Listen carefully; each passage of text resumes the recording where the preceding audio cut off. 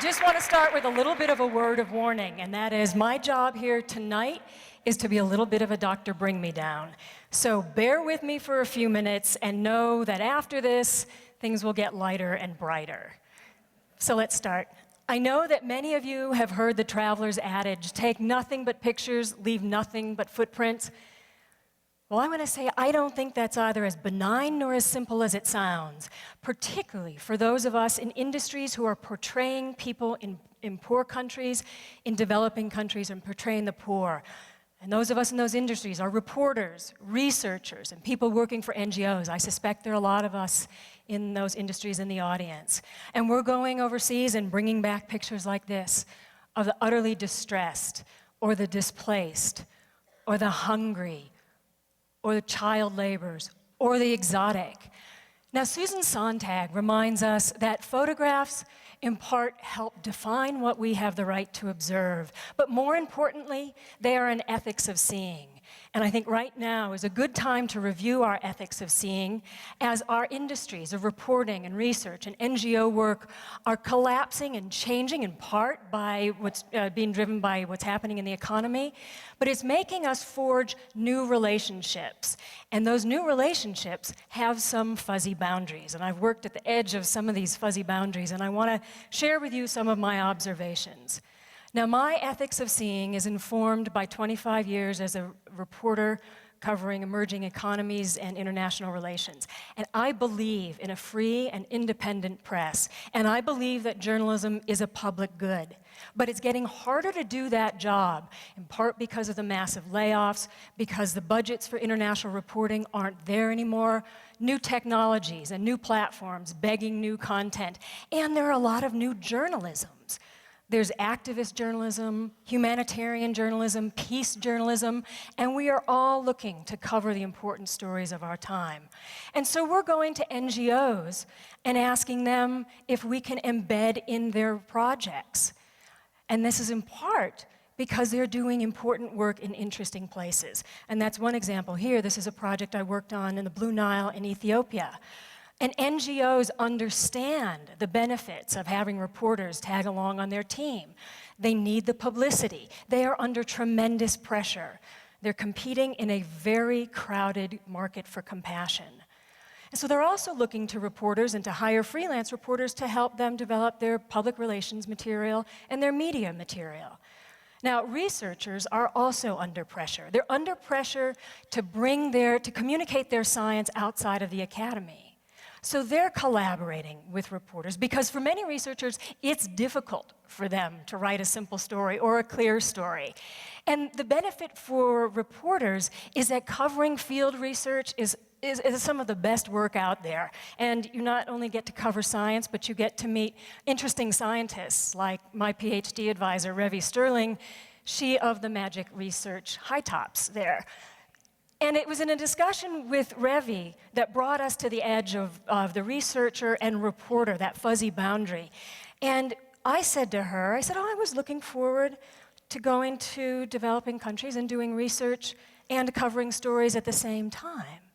And she said, I don't think so, girlfriend. And that confusion, that mutual confusion, drove us to publish a paper on the conflicting ethics and the contradictory practices of research and reporting. Now, we started with the understanding that researchers and reporters are distant cousins, equally storytellers and social analysts. But we don't see nor portray developing communities the same way. Here's a very classic example. This is Somalia, 1992. It could be Somalia today. And this is a standard operating procedure for much of the news video and the news pictures that you see, where a group of reporters will be trucked in, escorted to the site of a disaster. They'll produce their material, take their pictures, get their interviews, and then they will be escorted out.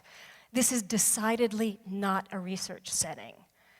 Now, sometimes we're working on feature stories. And this is an image I took of a woman in Bangir village in Andhra Pradesh in India. And she's at a microfinance meeting. It's a terrific story. And what's important here is that she is identifiable. You can see her face. This also is not a research picture. This is much more representative of a research picture. It's a research site. You see young women accessing new technologies. It's more of a timestamp. It's a documentation of research. I couldn't use this for news. It doesn't tell enough, and it wouldn't sell. But then the differences are even deeper than that. And Revi and I analyze some of the mandates that researchers are under. They are under some very strict rules governed by their university research review boards when it comes to content and confidentiality. Researchers are mandated to acquire document-informed consent. Well, as a reporter, if I hang a microphone on someone, that is consent. And when it comes to creating the story, I'll fact-check as a reporter, but I don't invite company to create that story. Whereas social scientists, researchers, and particularly participatory researchers, will often work on constructing the narrative with the community. And when it comes to paying for information, checkbook journalism is roundly discouraged, in part because of the bias that it introduces in the kind of information you get. But social scientists understand that people's time is valuable, so they pay them for that time. So while journalists are well placed to convey the beauty of the scientific process, and I would add the NGO process, what about the warts? What happens if a research project is not particularly well designed, or an NGO project doesn't fulfill its goals, or the other kind of warts, that happens after dark when the drinks happen? Research environments and reporting trips and NGO projects are very intimate environments. You make good friends while you're doing good work. But there's a little bit of Johnny Walker journalism after dark. And what happens to that line between embedded and embedded? Or what do you do with the odd and odious behavior? So the point is that you'll want to negotiate in advance what is on the record or off the record. I want to turn now to some NGO imagery, which will be familiar to some of you in this audience. For about 70 cents, you can buy a can of soda, regular or diet. In Ethiopia, for just 70 cents a day, you can feed a child like Jamal nourishing meals. For about 70 cents, you can also buy a cup of coffee. In Guatemala, for 70 cents a day, you can help a child like Vilma get the clothes she needs to attend school. Now, there's some very common imagery that's been around for 40 years. That's part of Sally Struthers' famine campaign. Some of it is very familiar. It's the Madonna and child. Women and children are very effective in terms of NGO campaigns. We've been looking at this imagery for a long time, for hundreds and hundreds of years, the Madonna and child. And here is Mogadishu, and here is Michelangelo. My concern is, are we one-noting the genders in our narratives of poverty and community and developing communities? Do we have women as victims, and are men only the perpetrators? Are they the guys with the AK-47s or the boy soldiers? Because that doesn't leave room for stories like the man who's selling ice cream at the refugee camp in southern Sudan where we did a project, or the stories of the men who are working on the bridge over the Blue Nile. So I wonder, are these stories inconvenient to our narratives? And what about this narrative? This is a for-profit game, and its aim is to make development fun. Now, one question is, did they inadvertently make fun of? Another set of questions is, what are the rights of these children? What rights of publicity or privacy do they have? Did they get paid? Should they get paid? Should they share in the profit? This is a for-profit game. Did they sign talent waivers? I have to use these when I'm working with NGOs and documentary filmmakers here in the States.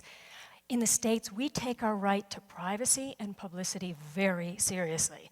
So what is it about getting on a long-haul flight that makes these rights vaporize? And I don't want to just pick on our friends in the gaming arts.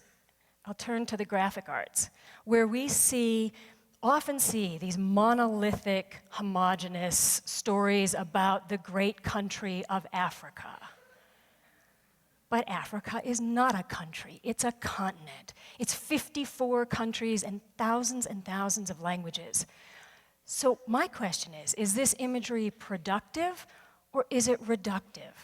I know that it's popular, We have USAID just launched their campaign Forward, FWD, famine, war, and drought.